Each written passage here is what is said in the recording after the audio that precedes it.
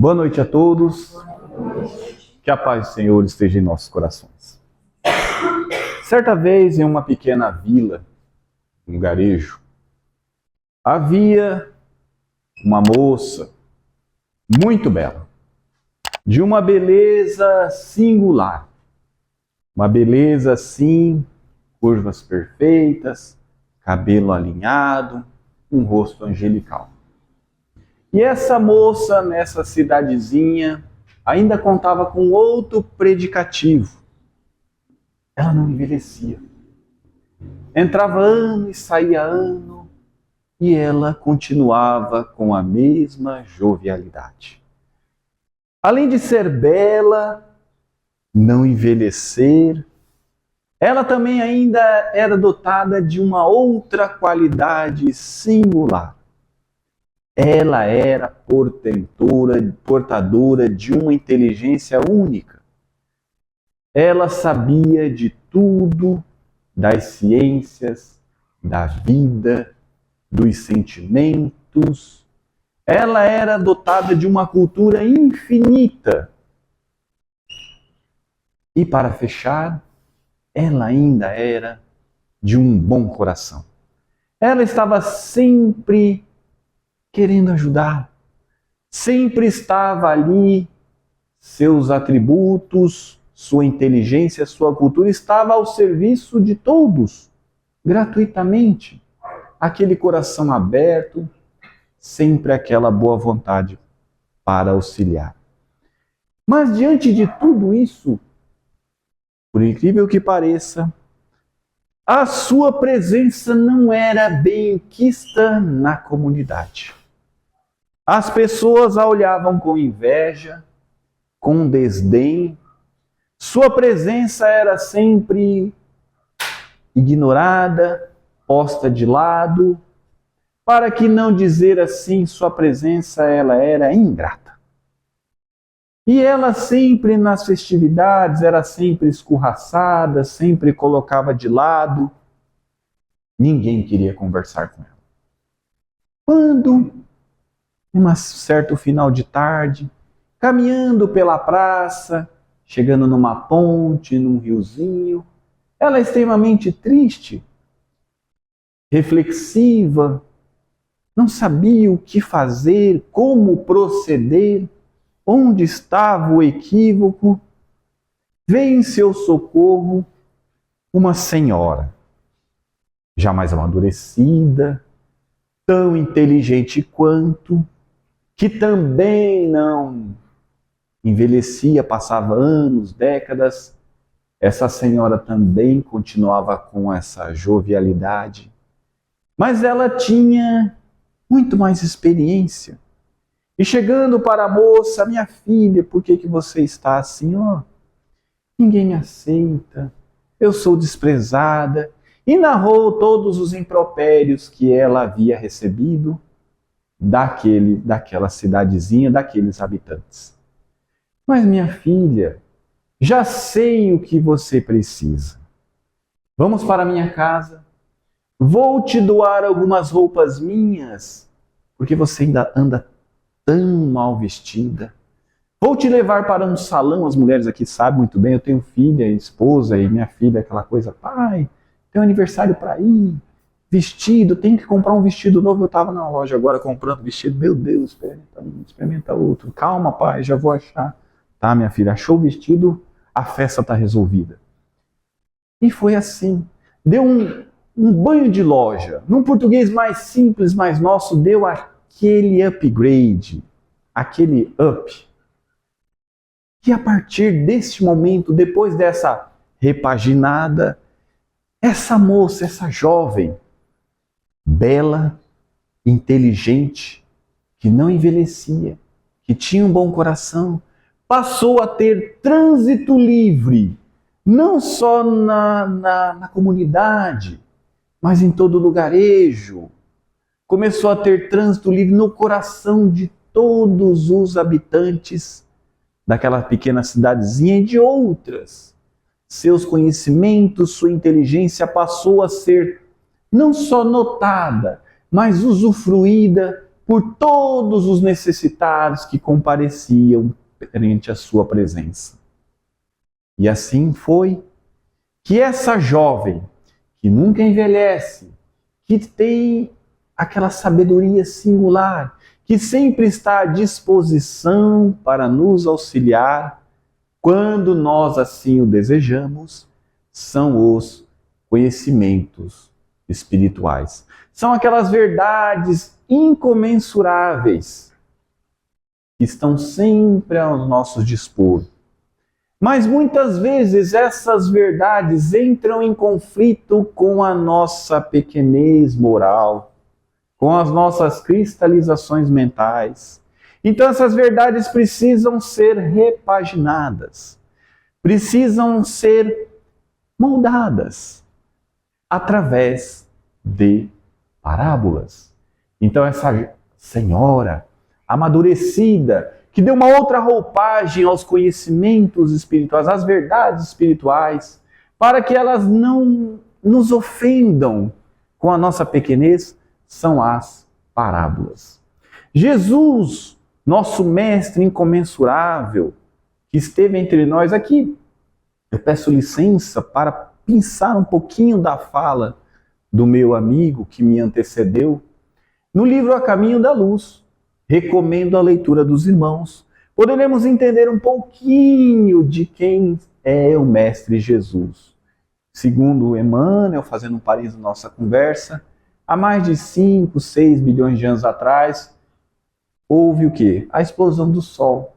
E quem comandou essa explosão foi Jesus, em cujas rédeas nós nos encontramos, não só nós, todos os seres encarnados e desencarnados da Via Láctea, todos os progressos morais, encontra sob as rédeas bondosas do Mestre Jesus.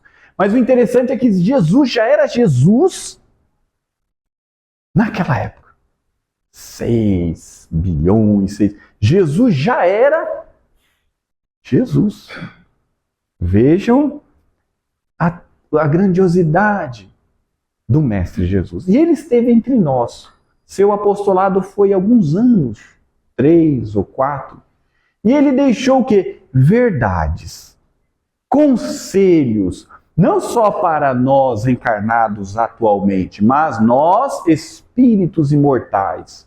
Todos aqueles problemas, aquelas dificuldades que nos atravancam o nosso progresso de melhoria, todas as respostas estão nas parábolas, porque são as verdades que nunca envelhecem. E para essa noite de hoje, eu tomei a liberdade de trazer uma passagem evangélica e talvez o texto já seja comum, já seja do conhecimento de muitos aqui.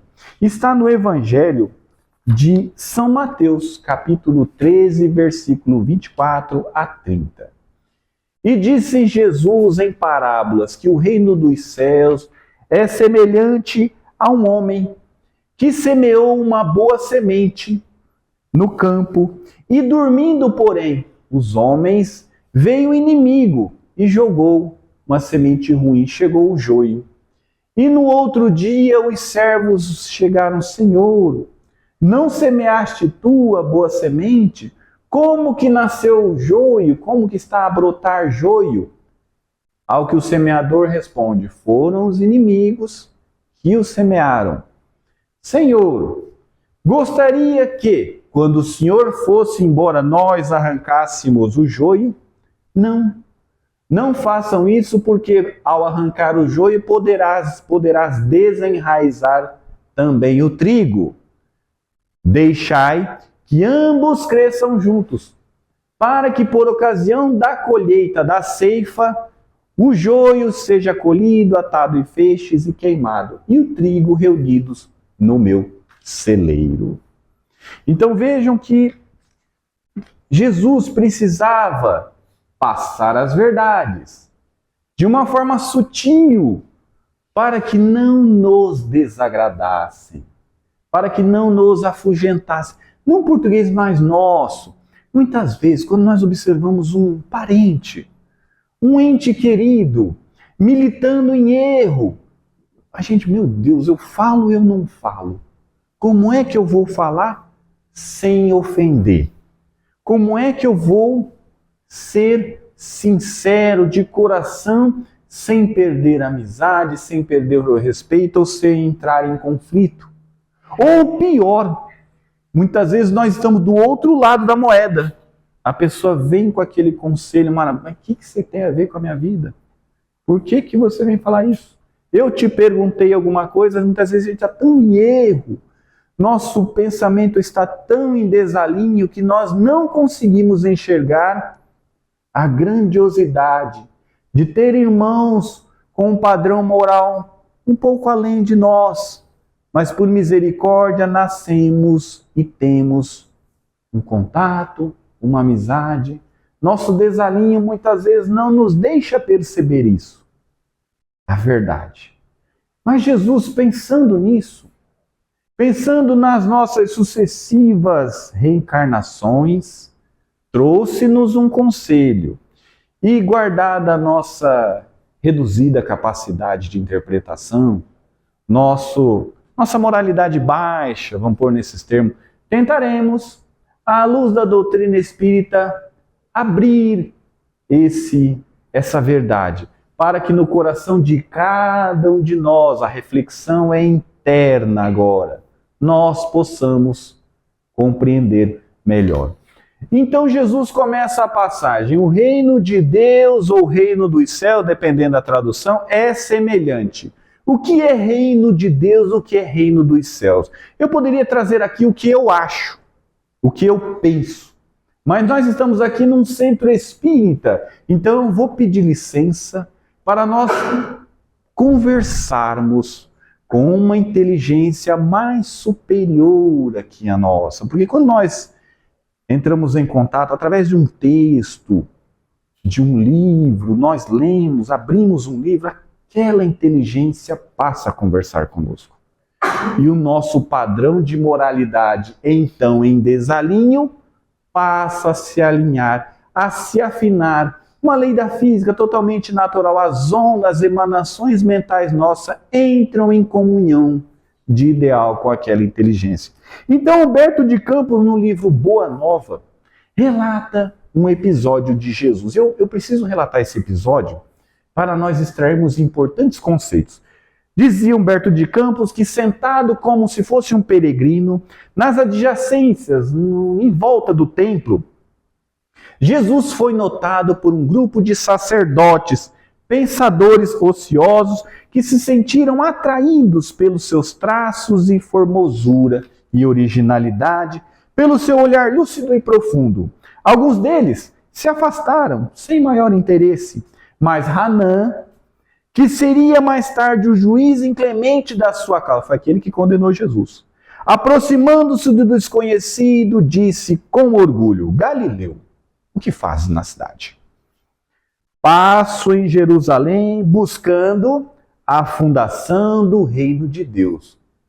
Fundação do reino de Deus. Veja que ele começou a parábola falando: o reino de Deus, o reino dos céus é semelhante. Passo aqui buscando a fundação, exclamou Cristo com modesta nobreza. Reino de Deus? Tornou o sacerdote com acentuada ironia. Que pensas tu? Venha a ser isso? O que você diz que é o reino de Deus? Aí a gente precisa do conceito que o próprio Jesus disse. Esse reino é a obra divina no coração dos homens, exclamou Jesus com grande serenidade.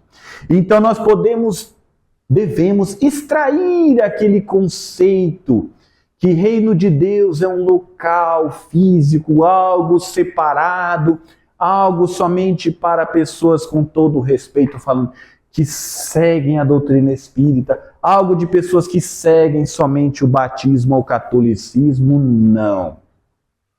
Reino de Deus é a obra divina no coração, é algo interior, é um processo. Obra divina em tuas mãos? Revidou Hanan em gargalhada de desprezo. E continuando as observações irônicas, perguntou: com que contas levar adiante essa difícil empresa, essa empreitada? Quais são os teus ilustres seguidores e companheiros? Acaso terás conquistado o apoio de algum príncipe desconhecido ilustre para auxiliar-te na execução desses planos? Vejam a diferença de pensamento entre Jesus e Hanã.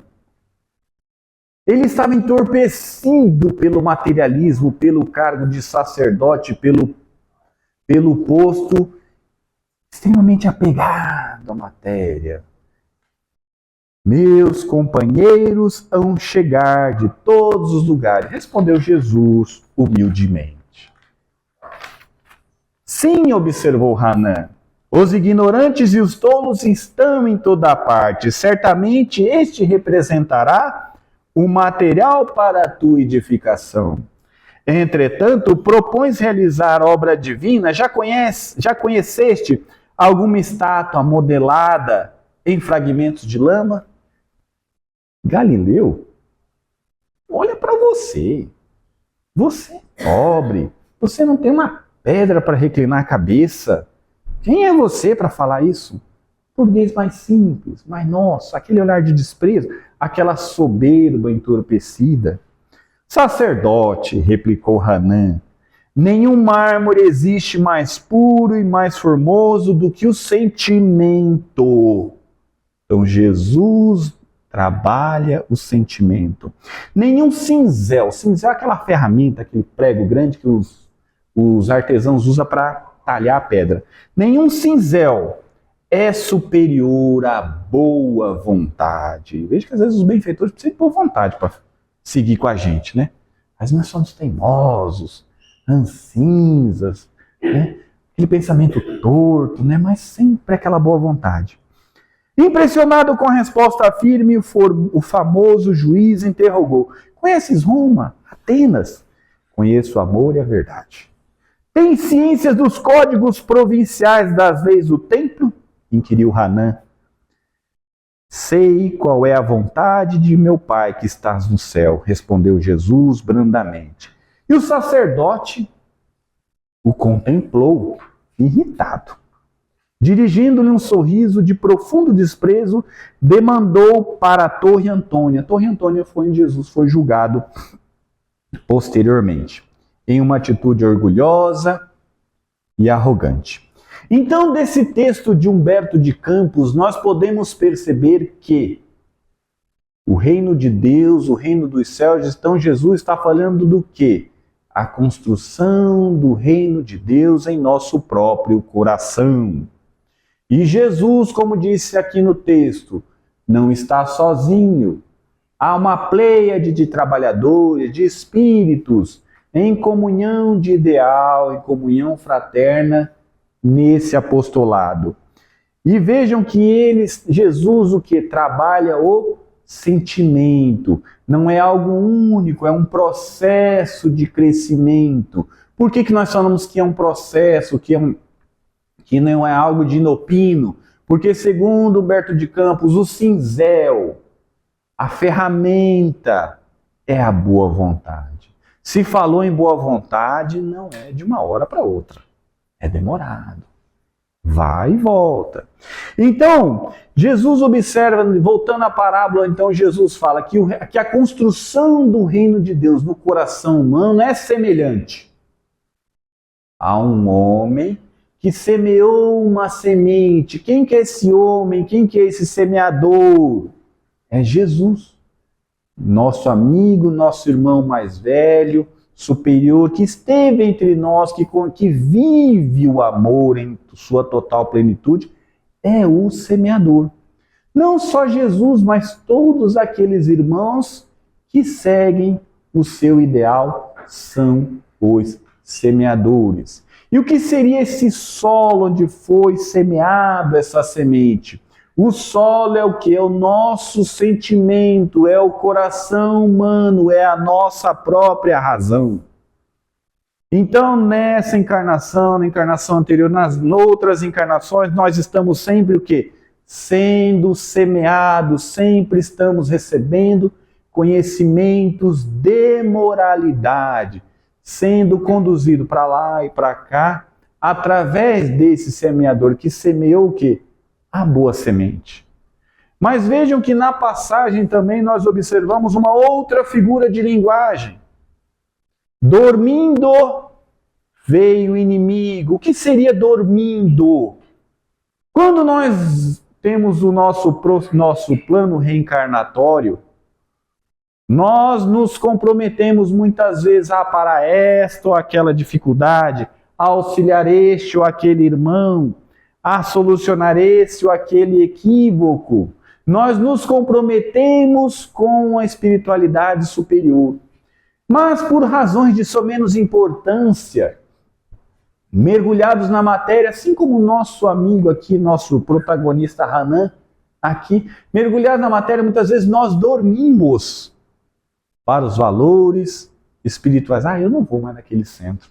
Eu já estou bem. Eu estava com aquela dorzinha de cabeça, a minha vida estava ruim, eu fui lá, tomei uns passos, não preciso. Já estou de boa, já estou tranquilo, posso voltar à minha antiga vida. Então, muitas vezes nós recebemos a boa semente, mas ainda estamos com aquelas cristalizações, aqueles pensamentos que por séculos e séculos nos escravizam. E quando reencarnamos, nós dormimos. Cada um de nós aqui, todos nós, porque nasceu, deve. Quem nasce, deve. Quem nasce precisa aprender alguma coisa. E quem nasce, em algum momento da vida ou em vários momentos da vida, dormiu para os valores espirituais. E muitas vezes comparece à casa espírita, ou à igreja católica, ou até onde o coração se afeiçoa. Naquele frangalho emocional. Por que eu estou aqui? Eu sou uma vítima. Isso não poderia estar acontecendo comigo. Mas porque dormindo, semeou a semente, aquela ideia que teima em nosso psiquismo, aquele monoideísmo. A gente pensa naquilo e não consegue tirar o pensamento, sempre em desalinho. Acautele-se que talvez é o início de um processo de obsessão. Mas o processo de obsessão havia de mão dupla. Porque semeou a semente e a semente cresceu. Encontrou o solo favorável. O mau pensamento, o equívoco, a paixão encontrou o quê? Semelhança de pensamento. Uma pessoa gosta daquilo. Eu gosto disso, eu me sinto bem. Não consigo sair disso. Eu gosto daquele lugar, eu gosto daquela situação. E o joio, que é semeado, ficou. Não morreu. Porque se tivesse uma moralidade... Porque existem também situações em nosso cotidiano que chegam perante nós, mas nós estamos fortalecidos na casa espírita, no ideal cristão. A ideia vem e volta. Estamos fortalecidos, aquilo não gemina. Eu tenho esse defeito, mas isso aqui eu já passei. E isso eu sei que eu não sou. Então, mas não, na parábola de Jesus, o joio encontrou uma atmosfera favorável. E vejam que ele começou a crescer, começou a ser notado. E os discípulos falaram assim: mestre, o senhor quer que a gente arranque? Está pequenininho. Está pequenininho. Pode? Não. Deixa crescer. Vejam que o nosso processo de crescimento, de amadurecimento espiritual, parece uma incoerência, tá? Que a gente vai falar aqui. Mas nós precisamos do mal. Precisamos da situação adversária em nossa existência. O joio precisa crescer em nós. Mas crescer muito. Porque precisa crescer para aparecer. Leis de causa e efeito. Precisamos começar a sentir os revés daquilo que nós somos. Aquele antagonismo à luz, aquele sentimento ruim, talvez aquele remorsozinho, aquele ódio, aquele rancor, aquela sexolatria que nós cultivamos muitas vezes em planos menores, que nós não damos contas muitas vezes em nossa existência. Aos poucos, esse pensamento em desalinho vai como se imiscuindo em nossa vida e passa a refletir também em nossos atos. E nós passamos a vibrar em desalinho, vibrações tortas. E essas vibrações vão caminhando 1 ano, 2, 5, 10, aquele ódio, aquele rancor, aquela indiferença para com o trabalho, aquela preguiça, aquela leniência com o equívoco vai o quê? Se assenhorando das nossas forças físicas. E muitas vezes, aos poucos, vai se imiscuindo em nosso perispírito e passa o quê? Causar deficiências em alguns tecidos e células. Passamos a sofrer ataques de fungos, bactérias, cânceres. Passamos, às vezes, a adoecer. E viemos à casa espírita buscando ajuda, porque o joio cresceu em nossas vidas. Mas o joio, a dificuldade, aquela tristeza que muitas vezes a gente passa a noite chorando, pedindo a Deus a melhora, pedindo a Deus a saúde, pedindo a Deus o conforto, não só para nós, talvez para algum familiar, casamento às vezes. Nós pedimos aquele auxílio, mas dentro daquela dificuldade existe um degrau de evolução. A dificuldade é como se fosse um trampolim para que nós galgamos esferas superiores. Precisamos que esse joio cresça e apareça em nossas vidas. Eu trouxe aqui, meus irmãos, uma leitura. Vamos conversar agora com o Espírito de Verdade, no livro Céu e Inferno, Código Penal da Vida Futura. Gravem bem, recomendo a leitura. Código Penal da Vida Futura. O que vai acontecer comigo na próxima vida, no pós-vida? Código Penal da Vida Futura. 4 artigozinhos. O espírito sofre de acordo com as suas imperfeições, seja no mundo espiritual, seja no mundo corporal. Todas as misérias, todas as dificuldades que ele enfrenta na vida corpórea são consequências das suas próprias imperfeições. E as expiações de faltas cometidas nesta ou nas existências anteriores. A dor não erra de endereço. A expiação varia segundo a natureza e gravidade da falta. Não há, no tocante à natureza da duração do castigo, nenhuma regra absoluta e uniforme. A duração do castigo está subordinado ao melhoramento do espírito. Então nós somos árbitros, juízes de nós mesmos, médico de nós mesmos. Está em nossas mãos. Agora vamos sair um pouco da abstração e eu vou pedir licença para ler um pequeno trecho do livro Dramas da Obsessão, psicografado pelo espírito Bezerra, pela médium Ivone A. Pereira, trazido pelo espírito Bezerra de Menezes. Bezerra de Menezes, ele recebeu uma carta, uma solicitação de atendimento de um familiar que comunicou que estava havendo um suicídio coletivo em sua família. Então Bezerra de Menezes foi ao atendimento dessa situação. E vejam o que ele nos narra. Vejam a importância do joio crescer na vida. Cumpriria-me certificar do passado espiritual dos personagens implicada no drama que se apresentava complexo e muito grave, a fim de habilitar-me para uma favorável solução do mesmo. Ele foi saber o tamanho da capivara.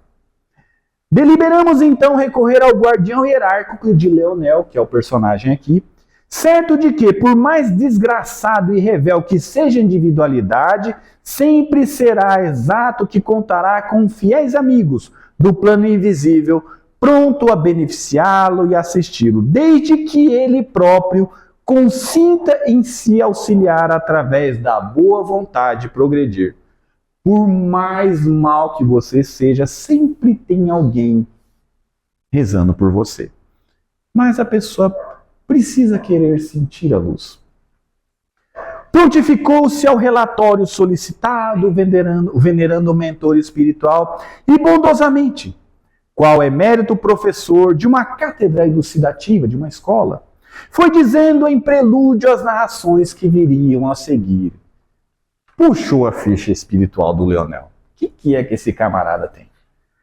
Nosso querido Leonel, meus amigos, realmente precisava de amarga lição, que finalmente as leis de causa e efeito levou a experimentar. Desde há tempos remotos até a atualidade, ele vem se inspirando em diretrizes corrompidas, arraigados a paixões inferiores, sem a boa vontade para emenda em princípios regeneradores, apesar de nossos esforços para conduzi-lo na marcha legítima para o bem. Orgulho incorrigível, instintos inferiores e a indiferença perante o respeito de Deus, as leis da vida e da morte, a permanência intransigente nas camadas ínfimas da moral, as consequências sempre desastrosas daí decorrentes, brandavam, necessitavam de um corretivo mais enérgico, uma punição que o levasse à dor legítima e dispusesse às suas faculdades atitudes mais sóbrias, permitindo-lhe raciocínios a bem de si mesmo. Variados ensejos de progresso nós o concedemos dentro de período milenar. Todavia ele desprezou tudo, conservando-se fiel ao antagonismo da luz. Vezes fizemos reencarnar em ambientes honestos, no seio das lições e exemplos educativos que jamais se escassearam. Ele sempre teve boa educação. A tudo repudiou, desgostando pais, ferindo amigos, atraiçoando irmãos, negando-se ao dever e reincindindo a faltas graves, afastando-se de Deus. Leonel não valia nada. Leonel não prestava. Fixando assim um círculo corretivo que se tornava vicioso, urgia algo em seu socorro através de um corretivo que para sempre lhe sacudisse as forças psíquicas para novos rumos. Qual corretivo, porém, aplicar? Qual punição bastante justa, castigo assaz e sábio, corrigindo-o para que não fosse revertido em impiedade por parte da lei de Deus? Quer dizer, como é que a gente vai castigar o Leonel sem passar da encomenda? De fácil solução seria o problema, aplicado tantas vezes aos corações endurecidos pela mesma lei. Deixamos inteiramente entregue ao seu livre-arbítrio. Afastamo-o dos seus caminhos e não mais os aconselhamos durante o sono corporal. E tampouco tecendo ao seu redor os passos e barreiras que teimavam em anular os múltiplos malefícios em detrimento da sua própria evolução espiritual. Deixamos de interferir na reencarnação de Leonel. Abandonamos a própria responsabilidade, sem as nossas inspirações. Deixa o joio crescer. É preciso crescer. Não vai colher antes. Tem que colher na época certa. Deixamos de interferir nas reencarnações, abandonando a própria responsabilidade, sem nossas inspirações e assistência, a fim de sentindo finalmente a solidão interior a envolver o seu espírito, a se humilhar perante si mesmo e procurar reencontrar-se, o joio precisa ser arrancado. Se humilhar-se, reencontrando-nos com a boa vontade para emenda e a conquista do progresso impulsionados pelo aguilhão da lua. Esperamos, meus amigos, que esta passagem evangélica, que esse exemplo de Leonel, fique guardado em nossos corações. Cada um de nós com aquele porém, com aquela situaçãozinha que precisamos melhorar. Para que nós saiamos daqui esta noite fazendo um inventário íntimo, uma análise profunda de quem realmente somos, do que precisamos melhorar, do que muitas vezes nos trouxe a visitar esta casa espírita.